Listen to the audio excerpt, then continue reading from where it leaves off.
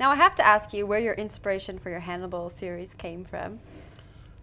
Hannibal is a name that belongs to Bouchard Finlayson, and it's probably our most successful winemaking definition at Bouchard Finlayson. It's a long story. I traveled to Europe with my wife in 1975. I went to the wine school in Germany, and I was there for 8 months during the summer, and the end of October returned to South Africa. But we did this trip on Italian cruise liners. In those days, it was popular for young people to travel to Europe on the Europa or the Africa, which belonged to the Lloyd Trestino lines. And on the last voyage, it was the last voyage of this particular ship called the Europa.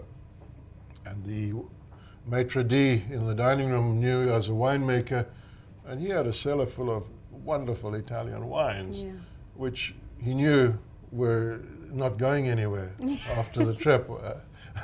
Maybe into the company's dining rooms, but he kept on bringing me these superb Italian wines, and it is part of. It's not a part of South Africa's wine culture to enjoy great Italian wines. In 1989, I managed to get the opportunity to import 2 essential varieties into South Africa, namely Sangiovese and Nebbiolo. Sangiovese being the grape of Tuscany, and Nebbiolo being the grape of Piemonte, which is sold under the brand of Barolo.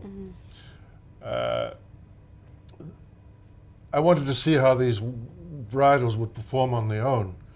But it came to pass that from 1989, it was 1997, in other words, 8 years before I had grapes to work with, to develop those cuttings budwoods into little vineyards and eventually have enough. Right. And initially, we just had a couple of barrels, and we'd end up blending them together and giving them to friends and consuming ourselves. But it became so popular that in 2001, I had enough grapes for 600 cases, and I put a blend together. And the nickname of the wine had been Hannibal because we had a mind picture of the African elephants crossing the Alps, bringing France and Italy together.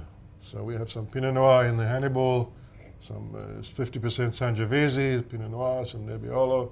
So it's a unique blend in that respect,